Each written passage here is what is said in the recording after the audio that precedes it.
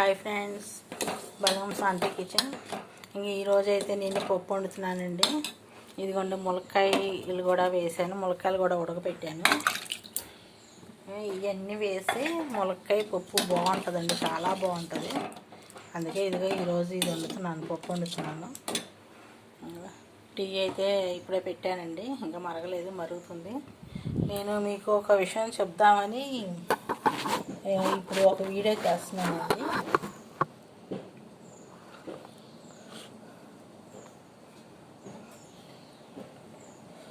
మొన్న ఒక రోజు ఫ్రైడ్ రైస్ చేశానండి. ఫ్రైడ్ రైస్ చేస్తే అది కొంచెం తేడాగా ఉంది.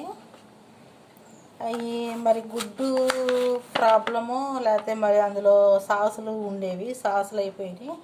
మామూలుగా చేసేసాను, మరి అది ప్రాబ్లమో ఏదైతే తెలియదు. కానీ ఫ్రైడ్ రైస్ అయితే తేడాగా అనిపించింది. ఫ్రైడ్ రైస్ అంత లేదని టిఫిన్ కూడా తీసుకొచ్చాడు. ఆ రోజు బజ్జీ ఫ్రైడ్ రైస్ అన్నీ తిన్నాము. తింటే ఫ్రైడ్ రైస్ తేడాగా ఉంది మమ్మీ, ఏంటి ఎలా ఉంది ఏంటి అని అడిగాడు పిల్లోడు. అడిగితే ఏం లేదురా, సాసులు ఏం లేవు కదా, అందువల్ల ఏమన్నా అలా అనిపిస్తుందంటే పాడైపోయింది, ఎగ్ ఏమైనా చూసుకోలేదేమో నువ్వు అన్నాడు. అయిపోయింది, అంత అయిపోయింది. వాడు తినేసాడు, వాడు ముందు పెట్టాను, మిగతాది నేను పెట్టేసుకున్నాను. అయిపోయింది, తినేసాము, అంత అయిపోయింది. తర్వాత సరే అని ఇంకా ఎవరికాలు తినేసి కామ్గా ఉన్నాము.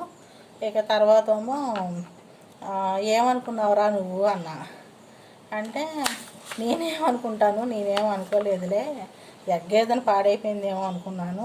కాదు, నువ్వేదో అనుకున్నావు అన్నా. అంటే ఏదో కలిపిస్తాను అనుకున్నావు కదా అన్న. లేదు, నేను అలా అనుకోలేదు అన్న. నీకు పెట్టి అది నేను తిన్నాను. ఒకవేళ ఏదైనా నా జీవితం మీద విరక్తి కలిగి ఒకవేళ ఏదైనా కలపాలి, ఏదైనా చావాలి అని నాకు అనిపిస్తే కనుక నేను ఒక్కదాన్ని కాదురా, ఇద్దరికీ కలిపేస్తాను. ఇద్దరికి మళ్ళీ నువ్వు అనాదిగా నువ్వు ఉంటావు ఎందుకు, తల్లి లేకుండా. ఏదైనా తేడా అవుతే ఇద్దరికీ కలుపుతాను, కానీ నేను ఒకదాన్ని నీకు ఒక్కడికే కలపను కదా.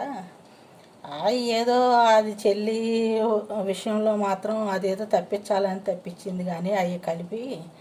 అంతేగాని నేను స్వార్థం గురించి అలా చూసుకోను. ఏదైనా తేడా అవుతే ఇద్దరికీ కలుపుతాను, కానీ నీకు ఒక్కడికే అలా కలుపుతాను నేను అని నన్ను నవ్వుకున్నాడు. అయిపోయింది. ఇది మీరు కామెడీ అనుకుంటారా సీరియస్ అనుకుంటారా అది మీ ఇష్టం. నాకైతే కామెడీగానే ఉంది.